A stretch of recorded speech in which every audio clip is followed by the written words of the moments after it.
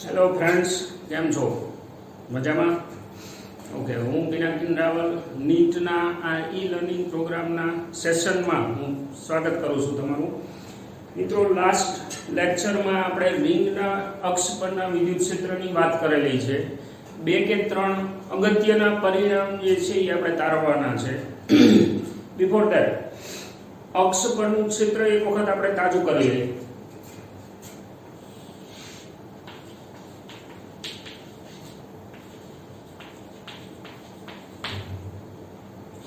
માનો કે x જેટલા અંતરે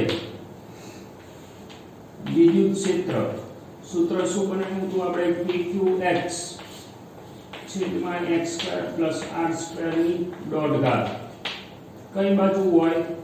આઉટવર્ડ. જો રિંગ પર ધન વિદ્યુત ભાર હોય તો હવે આમાં બે શરતો આપણે મૂકેલી છે. તમે સેન્ટરમાં આવી જાવ તો x = 0 કહેવાય, એટલે વિદ્યુત ક્ષેત્ર ત્યાં કેવું હોય? 0. ખૂબ જ દૂર જતા રહો તો વિદ્યુત ક્ષેત્ર છે એ કેવું મળશે? બિંદુવત વિદ્યુત ભાર જેવું. આ આપણે લાસ્ટ લેક્ચરમાં વાત કરેલી છે. હવે દેખાય છે કે આ સંબંધ છે અરેખીય છે, એટલે વિદ્યુત ક્ષેત્રના મૂલ્યો વધઘટ થતા હશે, ઉપરાંત અરેખીય રીતે ફેરફાર થતા હશે. આમાં મતલબ કે આપણું વિદ્યુત ક્ષેત્ર છે એ x નું વિધેય છે, x ઉપર આધાર રાખે છે. તો આવા ટાઈપના સંબંધ ભવિષ્યમાં આપણે જોવાના છે. તો એવો વિચાર કદાચ આપણને આવે કે આ વિદ્યુત ક્ષેત્ર વધુમાં વધુ અથવા ઓછામાં ઓછું કઈ જગ્યાએ હશે. કોઈ પણ રાશિ, એક લોજિકની વાત કરેલી છે શરૂઆતમાં, કોઈ પણ રાશિને મહત્તમ કે ન્યૂનતમ થવા માટે ચલની સાપેક્ષે એનું વિકલન 0 થવું પડે. તો મારા માટે વિદ્યુત ક્ષેત્ર છે એને મહત્તમ કે ન્યૂનતમ થવા માટે dE/dx 0 થવું પડે. ફટાફટ આપણે આ વસ્તુ જોઈ લઈએ કે મારી પાસે જે સંબંધ છે એનું વિકલન કરી અને એ 0 થાય તો એમાં મને શું શરત મળે છે જે આપણે યાદ રાખવાની છે. તો dE/dx kq અચળ છે, d/dx ઇન્ટુ બોક્સ. મારી પાસે આ બે પદ છે, એક અંશમાં છે બીજું છેદમાં છે. તો કાં તો મારે વિકલન માટે ભાગાકારનો નિયમ યાદ રાખવો પડે અથવા તો અને ગુણાકારના નિયમથી પણ કરી શકાય. લાઈક x² + r² ની માઈનસ ડોટ ઘાત. અને હું અંશમાં લઈ જાઉં છું એટલે ગુણાકારનો નિયમ વાપરી. ગુણાકારનો નિયમ શું છે? વારાફરતી વિકલન. આ પદને આપણે 0 કરવાનું છે. kq x અચળ d/dx ઓફ x² + r² ની minus dot plus x² + r² ની માઈનસ ડોટ અચળ અને d/dx ઓફ x.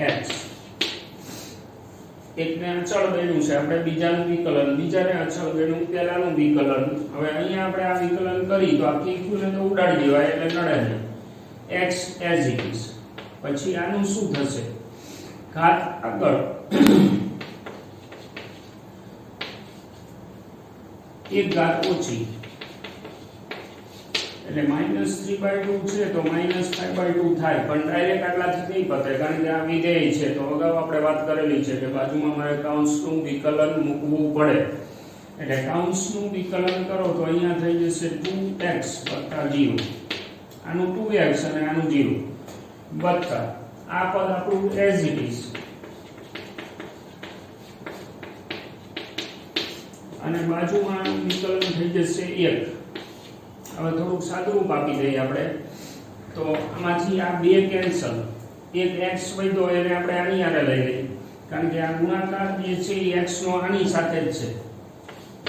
આ પદ અહીંયા પૂરું થઈ જાય છે અને આ બીજું પદ છે એટલે x આની સાથે ગુણાય છે એટલે 2 કેન્સલ થયા પછી શું બચશે? -3x² 3x² અને માઈનસ ઘાત વાળું પદ છે એને હું છેદમાં લખી દઉં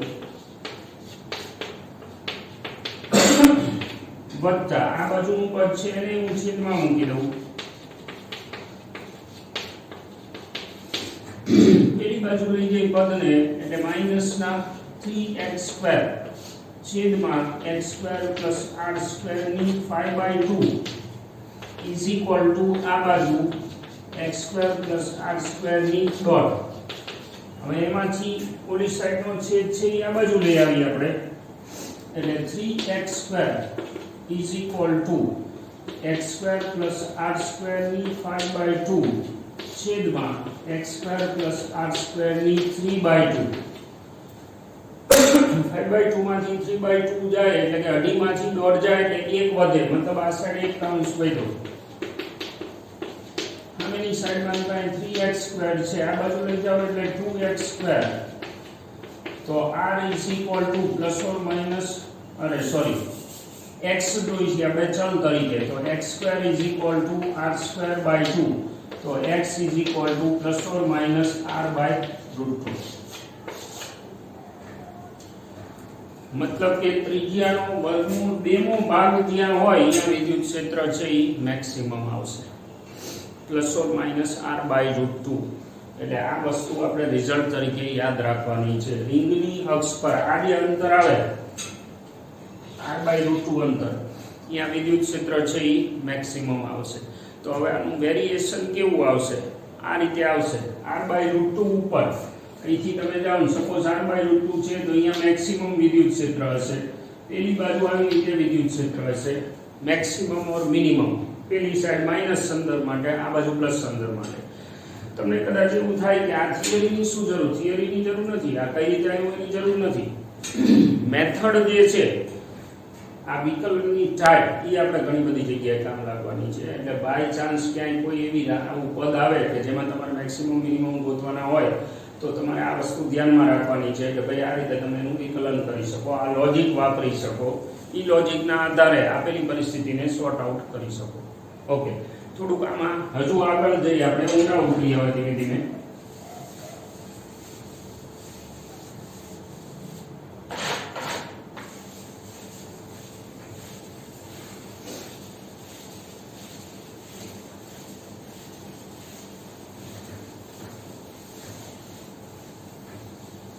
આખી રિંગ હતી આપણી પાસે.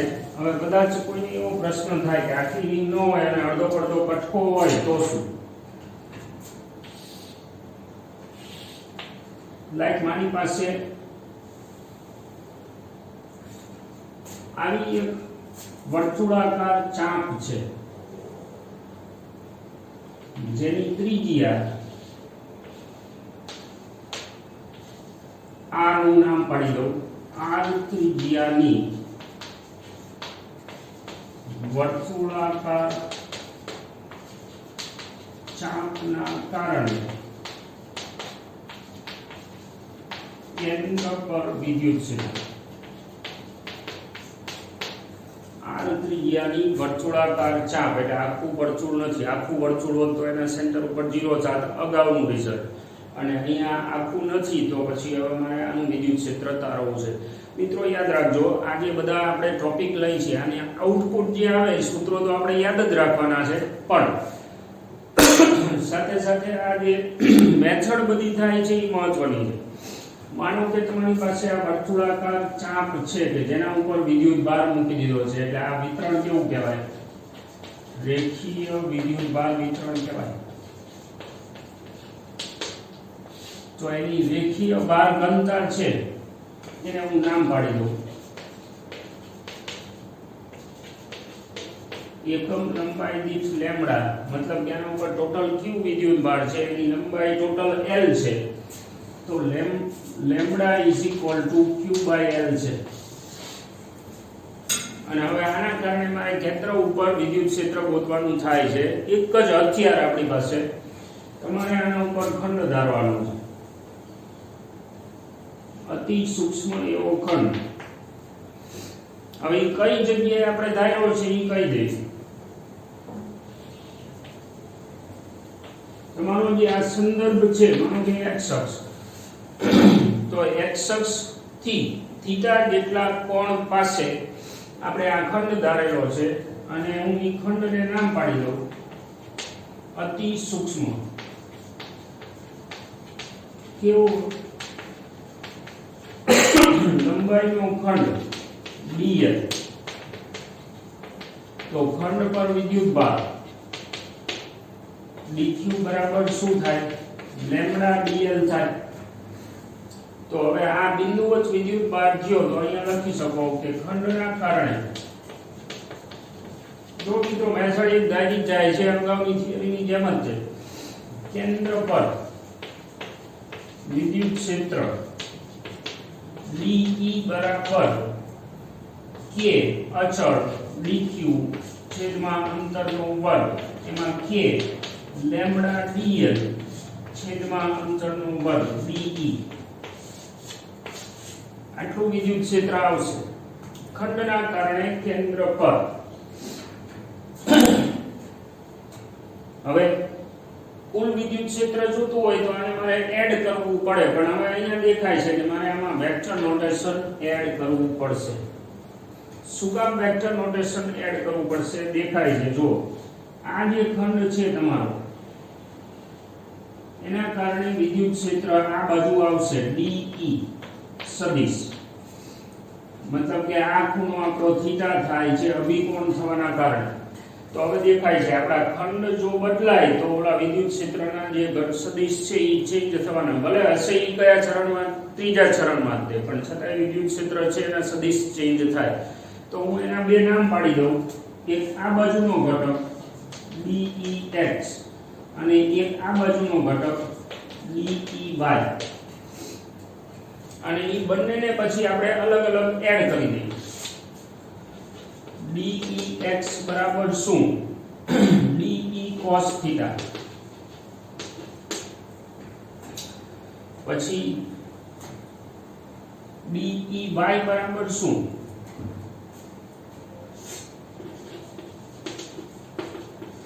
DE sin theta. હવે આ જે આખું આપણું ગણતરી છે એમાં મેં જે બે ઘટક પાડ્યા એ આપેલી ચાર્ટ પ્રમાણે ક્યાં જાય છે ત્રીજા ચરણમાં તો મારે સેન્સ મૂકવી પડે મતલબ કે બે જગ્યાએ માઈનસ નાખવું પડે। હવે એમાં આપણે કિંમત મૂકી દઈએ તો d શું છે આપણી પાસે k લેમ્બડા dl છેદમાં r2 cos થીટા માઈનસ આપણો એઝ ઇટ ઇઝ પડ્યો રહેશે અથવા તો છેલ્લે લખી તો હાલે પણ ધ્યાન રાખવું પડે k લેમ્બડા dl છેદમાં r2 sin થીટા। હવે કુલ વિદ્યુત ક્ષેત્ર જોતું હોય તો Ex બરાબર આનું સંકલન એટલે એમાં અચળ જે છે એને બહાર કાઢી લે કેટલા અચળ છે k પછી લેમ્બડા પછી r2 કારણ કે તો ત્રિજ્યા છે એટલે આ થઈ જશે minus k lambda by r2 સંકલન dl cos થીટા। આ બાજુ તમે એવી જ રીતે લખી શકો Ey બરાબર -k લેમ્બડા બાય r2 સંકલન dl sin થીટા। હવે અહીંયા ડખો થાય સંકલન તમારે કરવાનું છે દરેક ખંડનું આના ઉપર બરાબર એમાં લંબાઈનો ખંડ ચલ તરીકે છે અને ખૂણો સંદર્ભ તરીકે છે એમાં થીટા જો બદલાશે તમારા ખંડ બદલાય એમ થીટાની કિંમત અલગ અલગ બદલાય છે તો આવું ન ચાલે મારે આ બેમાંથી એને ફેરવવો પડે કાં તો આને મને લંબાઈના સ્વરૂપમાં લઈ જવું પડે અને કાં તો આને ખૂણાના સ્વરૂપમાં લઈ જવું પડે। તો હું એક કામ કરું માનો કે આ આખી ચાપ દ્વારા ઘેરાતો ટોટલ ખૂણો જે છે એને હું ફાઈ કહી દઉં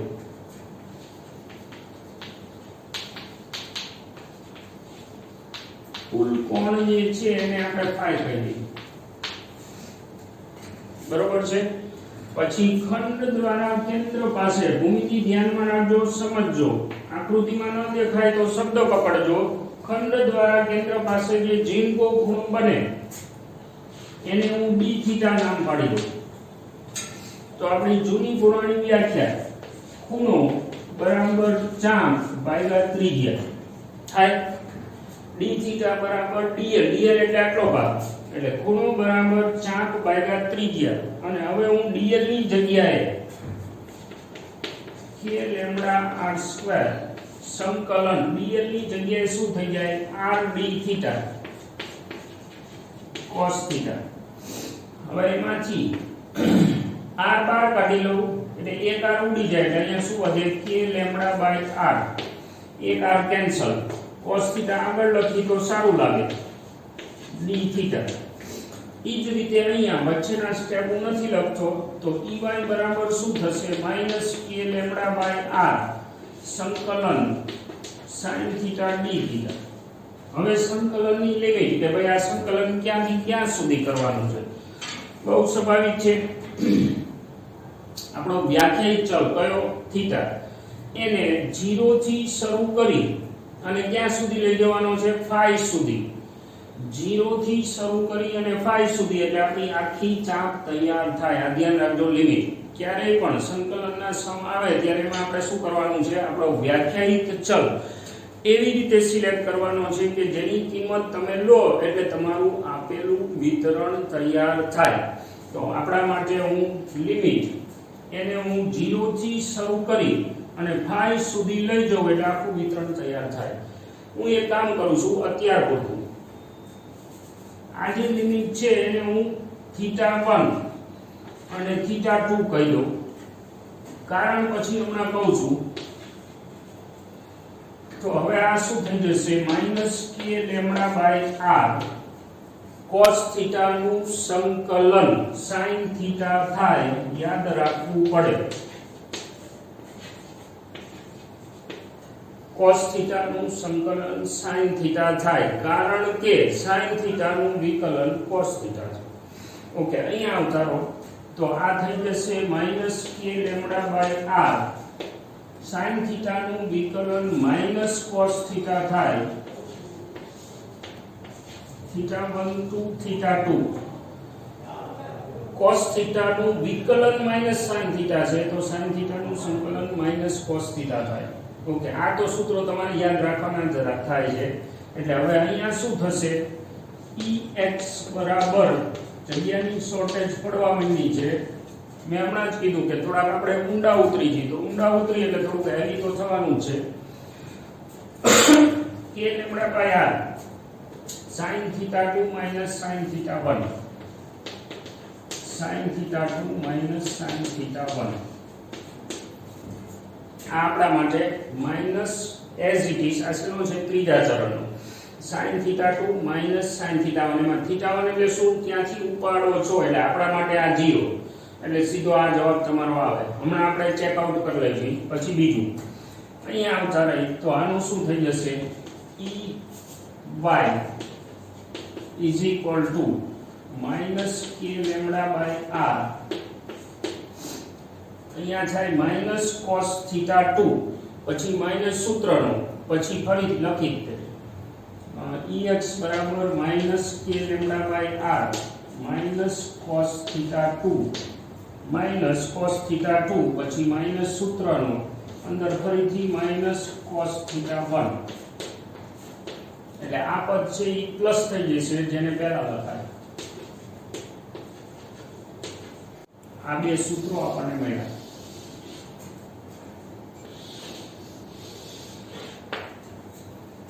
sin θ2 sin θ1 અને અહીંયા cos θ1 cos θ2. હવે આપણી ચાપ માટે શું થશે તો કે θ1 બરાબર 0 છે એટલે આવડું આ 0 છે એટલે વખતે આ શું થઈ જશે sin 0 બરાબર 0 એટલે આટલું સૂત્ર વધે. પછી અહીં આવતા રહો તો cos 0 બરાબર 1 છે તો આ જે છે એ 1 થઈ જશે અને અહીંયા phi આવશે. અહીંયા ખાલી θ2 એટલે phi આવશે. હવે આ ઉપયોગમાં ક્યાં આવે કઈ કઈ જગ્યાએ ઈ જોવાનું છે. આ બે બોક્સ ધ્યાનમાં રાખજો. થિયરી ઉપર ફરીથી એક નજર નાખી દે ફટાફટ. તમારી પાસે એક વિતરણ છે સતત રેખીય વિતરણ. હવે આના કારણે ક્ષેત્ર ગોતવું છે તમારે. ખંડ દાયરો ખંડ ઉપર વિદ્યુતભાર હોય તો બિંદુવતનું સૂત્ર લગાડ્યું. આકૃતિમાં દેખાય છે ઘટકો અલગ અલગ આવશે તો ઘટકો છૂટા પાડી દીધા. બંને ઘટકોને અલગ અલગ એડ કર્યા છે આપણે. તો હવે એ ઘટકો એડ કરવાથી મારી પાસે બે રિઝલ્ટ આવે છે. હવે આપણે આની એપ્લિકેશન જોઈએ કે ભાઈ કઈ કઈ જગ્યાએ આનો ઉપયોગ થઈ શકે.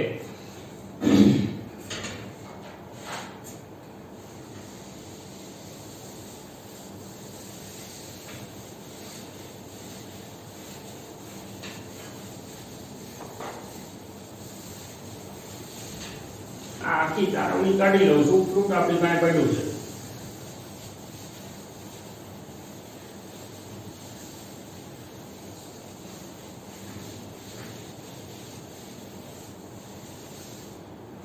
ઓકે, હવે આનો ઉપયોગ ખાસ ધ્યાન રાખજો. માનો કે મને આવી ચાપ આપેલી છે, એટલે હવે આ જે છે એમાં મારા સૂત્રમાં θ1 બરાબર શું 0 અને θ2 બરાબર શું 90. સૂત્રો લગાડી દઈ. Ex બરાબર -k λ/r sin 90 sin 0, એટલે કે -k λ/r sin 90 ની કિંમત કેટલી 1, આની કેટલી 0. આ વિદ્યુત ક્ષેત્રનો x ઘટક થયો, મતલબ કે અહીંયા જે વિદ્યુત ક્ષેત્ર આવે એનો x ઘટક, આ ચાપના કારણે જે મળે છે વિદ્યુત ક્ષેત્ર એના માટે. પછી વિદ્યુત ક્ષેત્રનો y ઘટક k λ/r. ઓકે, cos θ1 મારા માટે 0 cos θ2 મારા માટે 90. cos 90 ની કિંમત કેટલી 0, તો આ કેટલું થયું 1 -k λ/r થયું. Ey આટલું અને dx આટલું, મતલબ બે ઘટક સરખા છે. તો પરિણામી વિદ્યુત ક્ષેત્ર કેટલું આવશે? E મૂલ્યની જ વાત કરી છે, કેટલું આવશે? √2k λ/r. a² b² 2ab cos θ લાગી જાય, બે ઘટકના વર્ગના સરવાળાનું વર્ગમૂળ, એટલે સીધું આટલું આવે મૂલ્ય. અને દિશા કઈ આવશે? xz 45, કારણ કે બે ઘટક સરખા છે, એટલે અહીંયા તમારે આ સૂત્રનો ઉપયોગ આવે. હવે માનો કે આ ચાપ છે એ આપણને આ રીતે આપેલી, તો માનો કે આ ચાપ આપેલી હોય તો પછી તમારે પહેલો ખૂણો કેવો લેવાનો છે 90, બીજો ખૂણો કેવો લેવાનો છે 180, અને તમે આંકડા નાખો એટલે મળી જાય. બટ આનું રિઝલ્ટ પાછું આ જ આવશે √2k λ/r. આ બાજુનો 45 નો ખૂણો જો 90 ડિગ્રી હોય તો આ જ જવાબ આવશે. હવે ધારો કે તમને આવી ચાપ આપી, તો પછી તમે પહેલો ખૂણો કયો લેશો 0, બીજો ખૂણો કયો લેશો 180, આમાં નાખો એટલે મળે. પણ કેટલી મજૂરી એ ન કરાય. માનો કે આ જે ચાપ છે એનું વિદ્યુત ક્ષેત્ર કેટલું? √2k λ/r આપણે બનાવ્યું. પછી પેલી ચાપ છે એનું વિદ્યુત ક્ષેત્ર કેટલું? આ બાજુ √2k λ/r. બે સરખા છે, તો હવે એના બે ઘટક આપણે વિચારીએ. માનો કે આ વિદ્યુત ક્ષેત્રનો એક ઘટક આ બાજુ આવશે, પેલાનો આ બાજુ, આ બે કેન્સલ, અને આ બાજુના ઘટક બેના વધે. અથવા તો આ બે જે સદિશ છે એ ક્યાં આવશે? 90 ના ખૂણે આવશે. તો ફરીથી આનો વર્ગ વત્તા આનો વર્ગ અને બેનું વર્ગમૂળ, એટલે 45 ના ખૂણા માટે તમે બેના ઘટક આ સાઈડ લઈ લો. અથવા તો a² b² 2ab cos θ માં નાખી દો, એટલે આનો વર્ગ કરો એટલે શું થાય? 2k² λ²/r², અને આ બીજું ફરીથી 2k² λ², એટલે 2 ને 2 4, 4 નું વર્ગમૂળ પાછું 2, એટલે આ બાજુ આવી જશે 2k λ/r. રેડી? આ જગ્યાનો ઉપયોગ થાય, મતલબ એ વખતે પછી આપણે સૂત્રમાં કિંમત નાખવા ન જવાય. ઓકે, હવે તમને માની લો કે એવું કહેવામાં આવે કે તમારી પાસે આવી ચાપ છે, તો શું કરશું? પહેલો ખૂણો 0, બીજો ખૂણો 270, અને ઓલામાં મુકાય ના. આ બે હામાં કેન્સલ થઈ જાય, એક વધે. કયું? √2k λ/r. આને આપણે કન્સેપ્ટ શીખા કહેવાય. અત્યારે તમે થિયરી ભણ્યા, વિદ્યુત તમે સમજો. NCERT માં તમે શું ભણ્યા છો? ફક્ત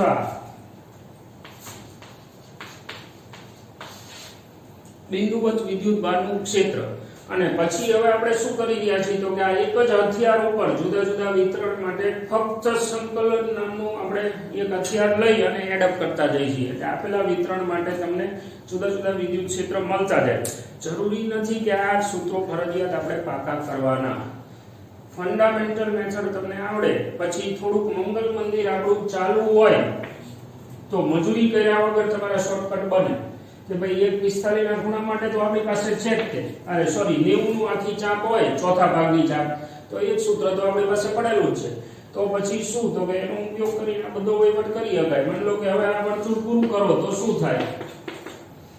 ટોટલ કેન્સલ, એટલે વિદ્યુત ક્ષેત્ર છે એ તમને મળી જાય 0.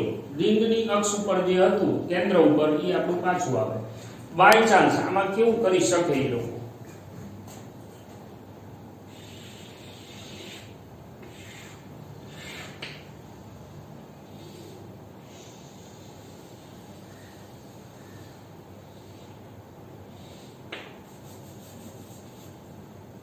તમને એવું કહેવામાં આવે કે આવા પ્રકારની ચાંપ છે, ધ્યાન રાખજો આકૃતિ, સ્ટેટમેન્ટ સમજો. આવા પ્રકારની ચાંપ છે જેનો આ સાઈડનો ભાગ છે એ ખાલી છે, અને હવે તમારે કેન્દ્ર ઉપર વિદ્યુત ક્ષેત્ર કેટલું થાય એ ગોતવાનું થાય છે. હવે શું કરી શકાય આમાં? તો કે પહેલો ખૂણો છેલ્લો ખૂણો ગોતવા ન જવાય, થોડી બુદ્ધિ વાપરી લેવાય. શું? તો કે હું એક સમમિત આકૃતિ દોરું તો આ ભાગ જેવડો થશે એવડો જ ભાગ આ થશે, તો બે એકબીજાને કેન્સલ કરશે. હમણાં જેમ વાત કરી એવી રીતે. તો વધે કેટલું? 60 ડિગ્રીની ચાપ વધે. 60 ડિગ્રીની ચાપનું વિદ્યુત ક્ષેત્ર આ બાજુ મળશે મૂલ્ય. હવે એમાં એક ખૂણો કયો? તો કે આ કટકો જે છે ખાલી ખૂણાને અનુરૂપ કટકો, એ તમારે નાખવાનો. એક ખૂણો 0 બીજો ખૂણો 60 નાખો એટલે તમને બે જવાબ મળે, એનું પરિણામી વિદ્યુત ક્ષેત્ર થાય. રેડી? વિડિયો જોયા પછી આ બુદ્ધિ આપણે વાપરતા શીખવાનું છે, અને રેસ્ટ ઇઝ પ્રેક્ટિસ. તમે જેટલી પ્રેક્ટિસ કરશો એટલા તમે મજબૂત થશો. અને કોઈ ગોખિફિકેશનની વાત નથી, કોઈ વસ્તુ ગોખવાની વાત નથી. હા, સૂત્રો પાકા કરવા પડે. સૂત્રો જે છે એ તમારે ફરજિયાત પાકા કરવા પડે, અને નહીતર પછી શું કરવું પડે? એ વખતે તારવણી કરવી પડે. હવે જો તારવણી કરવા જાઓ તો કેટલો ટાઈમ કન્ઝ્યુમ થાય? માનો કે આ ચાંપ તમને આપી અથવા આ ચાંપ આપી, તમે તારવણી કરવા જાઓ તો લાંબો વહીવટ થાય, અને અહીંયા આપણી પાસે 1 મિનિટથી વધારે ટાઈમ નથી. આમ તો 1 મિનિટ તે વધારે પડતો ટાઈમ છે, પણ ચાલો 45 પ્રશ્ન આપણે 60 મિનિટમાં ગણવાના છે, એટલે લગભગ 1.25 મિનિટની આજુબાજુ થાય. એટલે તમારે સ્પીડ પકડવી પડે, જેના માટે આ સૂત્રો પાકા કરવા જરૂરી છે. જો આ ટાઈપ આવે તો, નહીતર પછી જુદી ટાઈપ હોય તો પછી બેઝ ઉપરથી આપણે જવાનું થાય. ઓકે, અહીંયા ફરીથી પાછું આપણે પરિણામ કરીએ. મળતા રહીશું, વિડીયો જોતા રહેજો, પ્રેક્ટિસ કરતા રહેજો, અને ખાસ હેલ્થ સાચવતા રહેજો. Thank you.